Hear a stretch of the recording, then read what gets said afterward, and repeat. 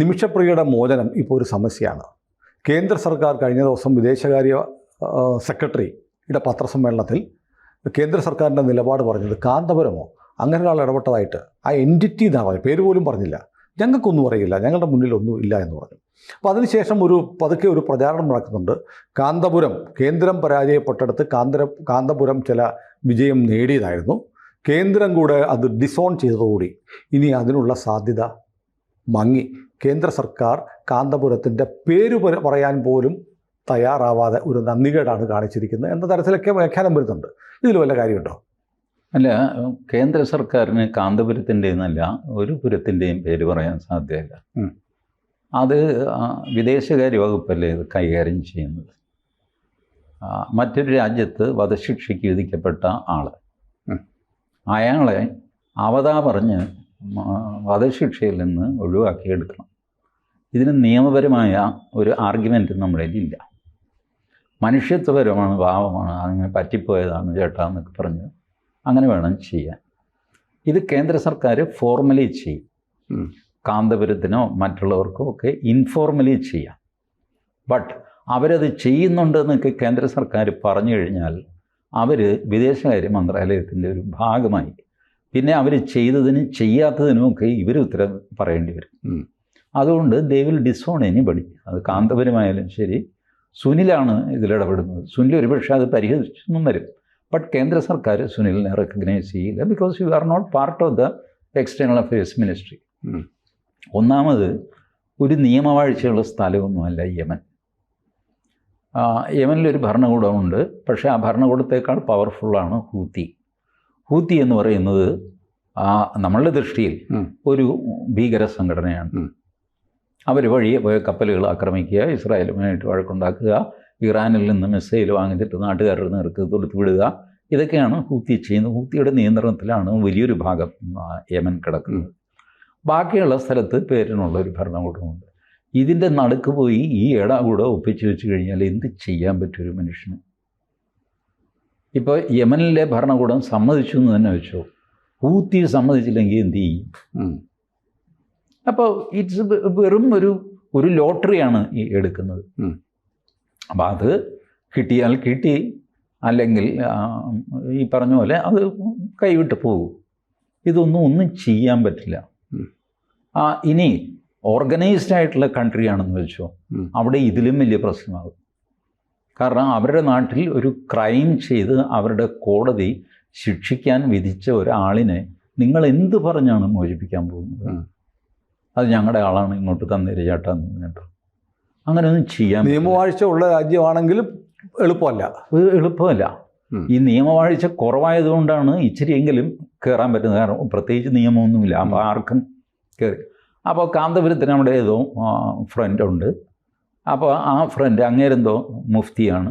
അപ്പോൾ അങ്ങേരും കേട്ട് സംസാരിച്ച് അള്ളാഹുവിൻ്റെ കാരുണ്യം എന്നൊക്കെ പറഞ്ഞിട്ട് പൊന്നിയേട്ടൻ നമുക്ക് ആ പെങ്കൊച്ചിനെ വിട്ടേരുന്നു, ഞാൻ നോക്കട്ടെ, ഞാൻ മാറ്റി വെപ്പിക്കാം, വിടാനൊന്നും പറ്റുമെന്ന് എനിക്ക് അറിഞ്ഞുകൂടാ എന്ന് അങ്ങേര് പറഞ്ഞു കാണും. ഈ മരിച്ചുപോയ തലാലിൻ്റെ സഹോദരൻ ട്വിറ്ററിൽ പോസ്റ്റ് ചെയ്തു. മലയാളത്തിൽ വന്നു. Google translation. മലയാളത്തിൽ വന്നത് 24 ചാനലിൻ്റെ ഒരു കാർഡ് സഹിതം, അതായത് തലാലിൻ്റെ കുടുംബം ചർച്ചയിൽ പങ്കെടുത്തു കാർഡ് സഹിതം അയാൾ പറഞ്ഞു, ഞങ്ങൾ പങ്കെടുത്തിട്ടില്ല, ഞങ്ങൾക്ക് പ്രതികാരമാണ് വേണ്ടത്, ഇത് പച്ചക്കള്ളമാണെന്ന് പറഞ്ഞു.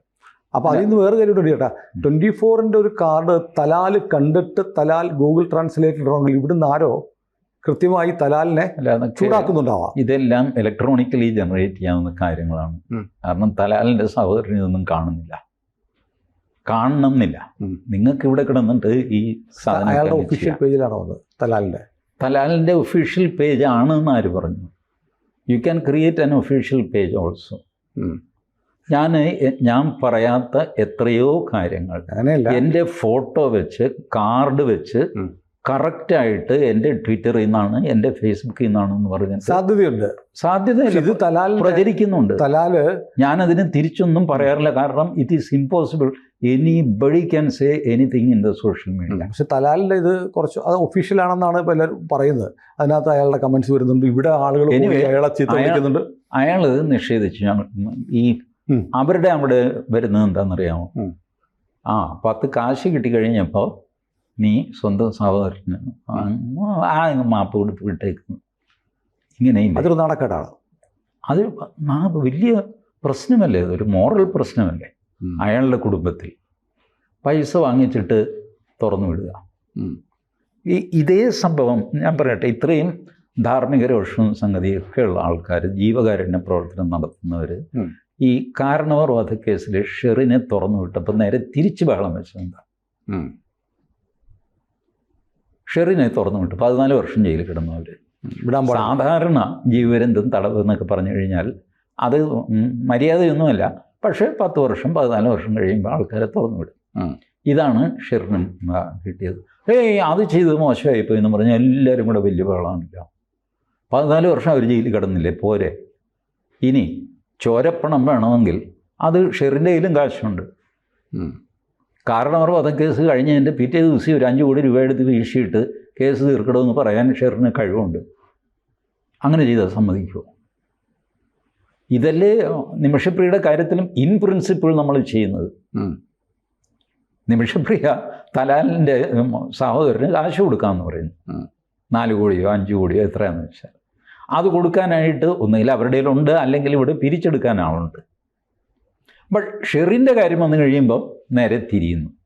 അതെന്താ തിരിയുന്നത്? ഒന്നാമത് ഈ ചോരപ്പണം, ഞാനതിനെ അങ്ങനെയാണ് ബ്ലഡ് മണി, ഇംഗ്ലീഷിൽ ബ്ലഡ് മണി എന്നാണ് പറയുന്നത്. ഈ ബ്ലഡ് മണി കൊടുത്ത് കേസ് ഒതുക്കുക എന്ന് പറയുന്ന പ്രിൻസിപ്പിൾ ഈവൻ അറബ് നാടുകളിലാണ് കൂടുതൽ, എല്ലായിടത്തും ഇല്ല, ചിലയിടത്തൊക്കെ. അത് വരാനുള്ള കാര്യം എന്താ? ഒരു കയ്യബദ്ധത്തിൽ ഒരാൾ വേറൊരാളെ കൊല്ലുന്നു. ഡെലിബറേറ്റ് ആയിട്ടല്ല, കയ്യബദ്ധമാണ്, ഡെലിബറേറ്റ് ആണ്. ദേഷ്യം വന്നപ്പോൾ കത്തിയെടുത്ത് കുത്തിയതാണ്, കുത്തിയാൽ ചത്തുപോകും എന്നൊക്കെ അറിയാം. പക്ഷേ ആ മൊമെൻറ്റിൽ ഇയാൾക്ക് ദേഷ്യം പിടിച്ചു നിർത്താൻ പറ്റുന്നില്ല. പിന്നെ ഇയാൾക്ക് പശ്ചാത്താപം കൊണ്ട് ഇരിക്കപ്പുറത്തില്ല, എൻ്റെ ദൈവമേ ഞാൻ എന്താ ചെയ്തത്. ഇങ്ങനെയൊക്കെയുള്ള കേസിൽ എന്താ ചെയ്യേണ്ടത്?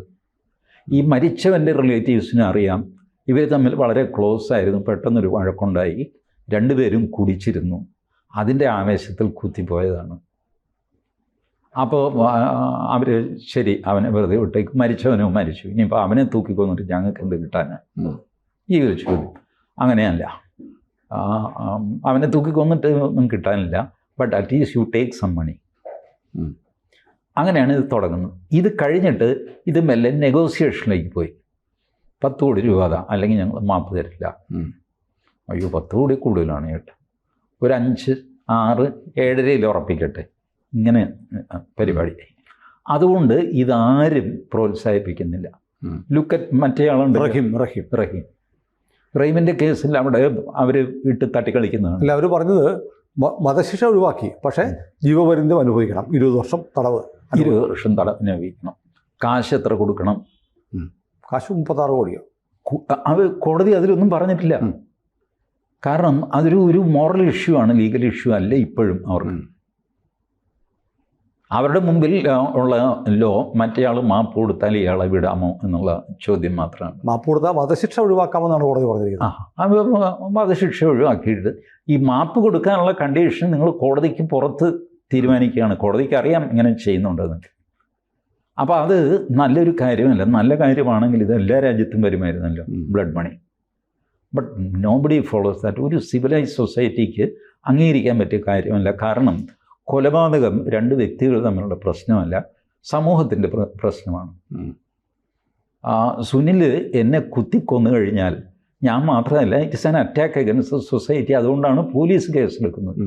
അല്ലാതെ എൻ്റെ ഭാര്യയല്ലോ സുനിലിനെതിരെ കേസ് കൊടുക്കുന്നത്, പോലീസ് സ്റ്റേറ്റാണ്. അപ്പോൾ അതാണ് നമ്മുടെ concept. Every crime is committed against the society, therefore it is against the state, therefore the police has to charge a case. ഇയാൾക്ക് ചിലപ്പോൾ കംപ്ലൈൻറ്റ് ഉണ്ടാവില്ല. ഞാൻ പറയണു സുനിൽ എന്നെ കുത്തിയെങ്കിൽ ഞാനങ്ങ് സഹിച്ചു. ഫൈനലി പോലീസുകാർ പറയും ചേട്ടൻ സഹിച്ചെങ്കിൽ സഹിച്ചു, അത് കോടതിയിൽ മൊഴി മാറ്റി പറയുകയോ എന്തെങ്കിലും ചെയ്ത് എന്താണെന്ന് വെച്ചാൽ ചെയ്തു, ഞങ്ങൾ കേസ് ചാർജ് ചെയ്യും. ഇങ്ങനെയല്ലേ അവർക്ക് ചെയ്യാൻ പറ്റുള്ളൂ. അപ്പോൾ ഈ പ്രിൻസിപ്പിൾ ഇന്ന് മാറിയിട്ട് 2 പേര് തമ്മിലുള്ള പ്രശ്നമാണ്. സുനിൽ പറയുന്നത് ചേട്ടാ ഞാൻ ചേട്ടനെ കുത്തിപ്പോയി, ഒരു 10,000 രൂപ അഡ്വാൻസ് പിടിച്ചോ, ബാക്കി കാശ് ഞാൻ മാസം മാസം തന്നുകൊണ്ടിരിക്കുകയാണ്. It is not acceptable in a civilized society. ഇതാണ് ഇതിൻ്റെ പ്രശ്നം. എനിക്കിപ്പോൾ ആ നിമിഷപ്രിയ ജീവനോടെ തിരിച്ചു വരുന്നതിൽ എനിക്ക് വിരോധമൊന്നുമില്ല, എന്നെ അവരൊന്നും ചെയ്തിട്ടുമില്ല. ബട്ട് ഇൻ പ്രിൻസിപ്പിൾ ഞാൻ പറയുന്നത്, when you have sympathy for Nimishapriya, you must have sympathy for Sherin also. You cannot have double standards. ഷെറിൻ്റെ കാര്യത്തിൽ വളരെ അനാശാസ്യമായ ഒരുപാട് കഥകളും മസാല കഥകളും ഒക്കെ കേൾക്കുന്നുണ്ട്. അതുകൊണ്ടാണ് മൊത്തത്തിലൊരു എന്താ, ഇവരെ പറ്റിയും കഥകളില്ലേ, നിമിഷപ്രിയയെ പറ്റിയും പറഞ്ഞു കേൾക്കുന്ന കഥകളില്ലേ. ഇവരുടെ ആദ്യ ഭർത്താവിന് എന്ത് സംഭവിച്ചു, ആ കല്യാണം മറച്ചു വെച്ചുകൊണ്ട് തലാലിനെ കല്യാണം കഴിക്കുന്നു, ഇല്ലേ? മോശമൊന്നുമില്ല. ഞാനത് ഒരു സ്ത്രീ ആയതുകൊണ്ട് കൂടുതൽ ഈ അവരെ പറ്റി സോഷ്യൽ മീഡിയയിലും അല്ലാതെയൊക്കെ വന്ന കാര്യങ്ങളൊക്കെ ഒരുപാടുണ്ട്. അതായത് അപ്പോൾ ഈ നിമിഷപ്രിയയ്ക്ക് വേണ്ടി ആ നിമിഷപ്രിയ ആ രാജ്യത്തെ നിയമം അനുസരിക്കാൻ ബാധ്യസ്ഥയാണ് എന്നാണോ പറയുന്നത്?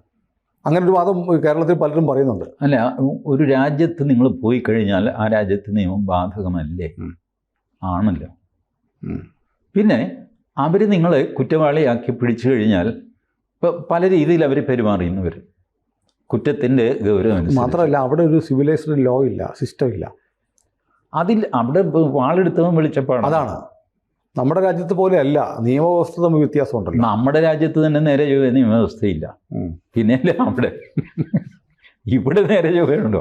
ഇവിടെ നല്ല കാശും സംഗതിയും വക്കീലും ഒക്കെ ഉള്ള ആൾ പിറ്റേ ദിവസം ജാമ്യം വാങ്ങിച്ച് വീട്ടിൽ പോകും. ഞായറാഴ്ച രാത്രി കോടതിയും കൂടും. അല്ലാത്തവൻ അവിടെ കിടക്കും. എത്രയോ പേര് അങ്ങനെ കിടക്കുന്നുണ്ട്. 7 ദിവസത്തെ വെറും തടവ് കിട്ടാവുന്ന ഒരു കുറ്റം ചെയ്ത ആൾ 90 ദിവസമായിട്ട് കാക്കനാട് സബ് ജയിലിൽ കിടക്കുന്നത് ഞാൻ എറണാകുളം ചീഫ് ജുഡീഷ്യൽ മജിസ്ട്രേറ്റ് കോടതിയിൽ വേറൊരു കേസിന് വേണ്ടി ഹാജരാകുമ്പോൾ ഇയാളെ അവിടെ കൊണ്ടുവന്ന് ഹാജരാക്കുന്നു.